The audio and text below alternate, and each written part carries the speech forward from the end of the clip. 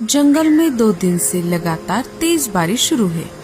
सारे पंछी अपने अपने घोंसले में बैठकर बारिश का मजा ले रहे हैं।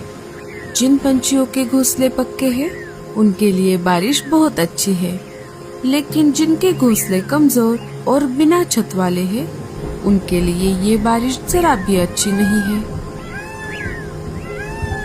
माँ, ये बारिश कितनी अच्छी होती है।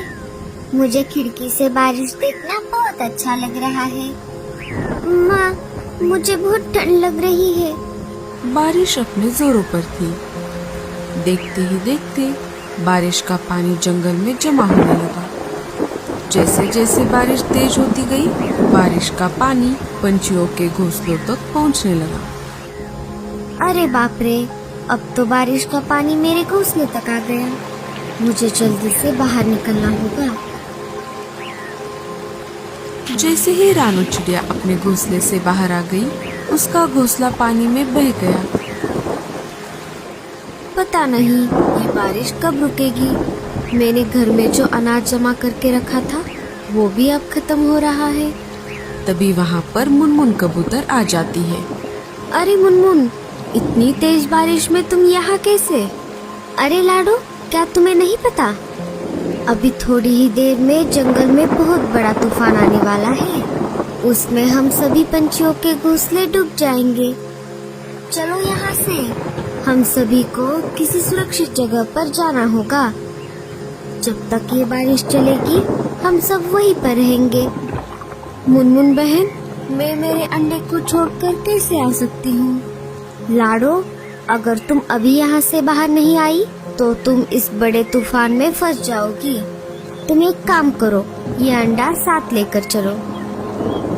थोड़ी ही देर में लाडू के भी घोंसले में पानी जमा होने लगता है।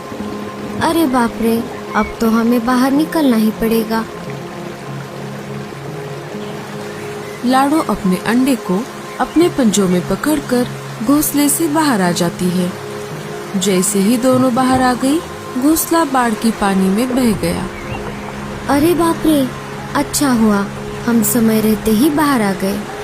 कालू कौवा भी अपने घोंसले से बाहर आ गया था। कालू कौवा लाडो और मुनमुन के पास आ ही रहा था।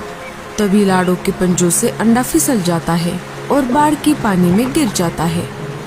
जैसे ही कालू ने देखा कि अंडा पानी में गिर गया है, कालू उसे पकड़ने के लिए बाढ़ की पानी में कूद जाता है। कालू ने अंडे को पानी से बाहर निकालने की बहुत कोशिश की, लेकिन पानी का बहाव बहुत ज्यादा था। देखते ही देखते अंडा बहुत दूर चला जाता है। कालू कौवा लाडो के पास आ जाता है। मुझे माफ कर दो लाडो, मैं तुम्हारे अंडे को नहीं बचा पाया। जब तक बारिश चलती रही, सारे पंछी जंगल के बाहर वाले एक गुफा में रहने लगे। कुछ दिनों बाद बारिश कम हो गई। जंगल में बाढ़ का पानी भी धीरे धीरे उतरने लगा। एक एक करके पंछी जंगल में वापस आने लगे और अपना अपना घोंसला फिर से बनाकर रहने लगे। अरे मेरे बेटे, क्या हुआ? मम्मा, दूसरे जंगल से हमारे जंगल में एक नया पंछी का बच्चा हमारे साथ खेलने के लिए आता है। हम दोनों दोस्त बन गए थे, लेकिन आज उसने मेरे साथ झगड़ा किया और मुझे मारा भी। अरे अरे, कौन है वो बदमाश बच्चा जिसने मेरे लाडले बेटे को मारा? चल मेरे साथ, मैं अभी उसे बताती हूँ।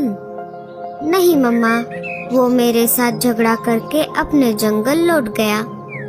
जग्गू मेरे बेटे, तुम चिंता मत करो। अब इस बार वो बदमाश बच्चा जंगल में वापस आएगा। मैं उसका अच्छे से समाचार लूंगी। दूसरे दिन वो बच्चा फिर से जंगल में वापस आ जाता है। आज वो जग्गू के बजाय टुन्ना के साथ खेल रहा था।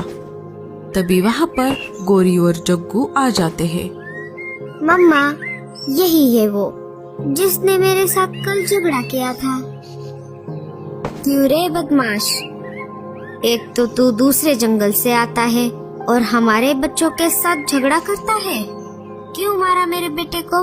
नहीं आंटी, मैंने आपके बेटे को नहीं मारा। उल्टा उसी ने मेरे साथ कल झगड़ा किया और मुझे मारा। ये देखिए, मेरे सिर पर चोट भी आ गई है। मम्मा, ये झूठ बोल रहा है। तुम्हारे माँ बाप कहाँ है? मुझे उनके पास लेकर चलो, मैं उनसे तुम्हारी शिकायत करती हूँ। मेरे माँ बाप नहीं है, मुझे बचपन से मेरी दादी ने संभाला है। अब तुम इस जंगल में खेलने के लिए नहीं आओगे। चलो जाओ यहाँ से, भागो यहाँ से। तभी वहाँ पर लाडो चिड़िया आ जाती है। अरे अरे गोरी, तुम क्यों इस बेचारे को डांट रही हो? बेचारा और ये? अरे लाडो बहन, तुम्हें नहीं पता, ये दूसरे जंगल से आकर हमारे जंगल के बच्चों के साथ झगड़ा कर रहा है, हमारे बच्चों को मार रहा है। क्या तुम ऐसा कर रहे हो? नहीं नहीं आंटी, मैं ऐसा नहीं करता। उल्टा इस जंगल के लड़के मेरे साथ बुरा बर्ताव करते हैं। मैं जिस जंगल में रहता हूँ वहाँ पर मेरा कोई दोस्त नहीं है, इसलिए मैं यहाँ पर आता हूँ। जग्गू, चलो यहाँ से, अब तुम इस बदमाश बच्चे के साथ नहीं खेलोगे। गोरी और जग्गू वहाँ से चले जाते हैं। तभी वहाँ पर कालू कौवा आ जाता है। अरे लाडो, तुम यहाँ पर क्या कर रही हो? क्या तुम्हें अपना नया घोंसला नहीं बनाना?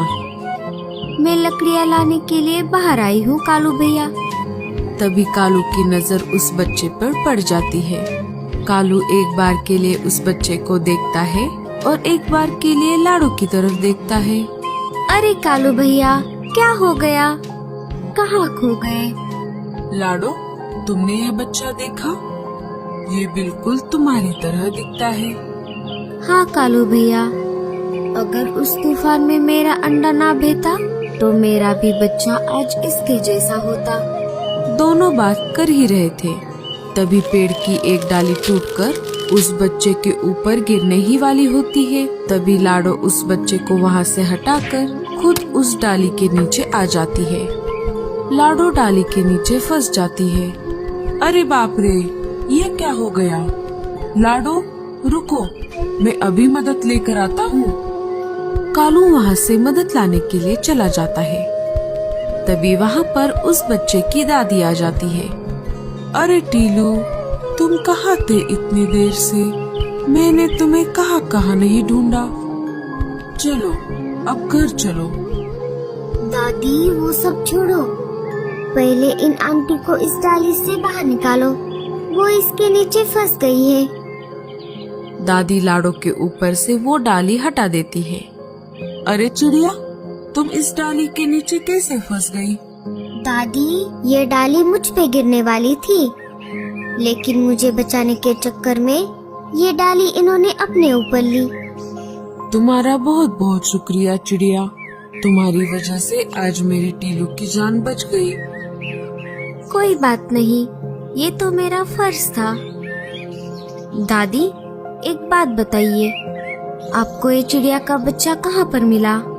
अभी कुछ महीने पहले जब तेज बारिश हुई थी, उसके साथ साथ तूफान भी आया था। इस जंगल में जो नदी बहती है, वो नदी मैं जहाँ पर रहती हूँ वहाँ से भी गुजरती है। मैं उसी नदी के पास एक कुटिया में रहती हूँ। एक दिन मैं पानी लाने के लिए नदी की तरफ गई थी, तब एक अंडा मुझे उस नदी में बहता हुआ दिखाई दिया। मैं वो अंडा मेरे साथ घर लेकर आई। ये बच्चा उसी अंडे से बाहर निकला था, तब से मैं उसे पाल रही हूँ। लाडो, क्या तुम भी वही सोच रही हो जो मैं सोच रहा हूँ? हाँ हाँ कालू भैया। कालू सारी बातें दादी को बता देता है। ये तो बहुत अच्छा हुआ, मुझे बहुत चिंता थी। मैं इस बच्चे को पूरी जिंदगी अकेले कैसे पालूंगी, क्योंकि ये एक चिड़िया का बच्चा है और मैं तो एक इंसान हूँ। दादी, आपका बहुत बहुत शुक्रिया। आपकी वजह से मुझे मेरा खोया हुआ बेटा वापस मिल गया। टीलू भी अपने माँ से मिलकर बहुत खुश हुआ था। देखा तुमने लाडो, ऊपर वाले के घर देर है लेकिन अंधेर नहीं। लेकिन लाडो, अब तुम अपना घोंसला कैसे बनाओगी? तुम तो घायल हो गई हो।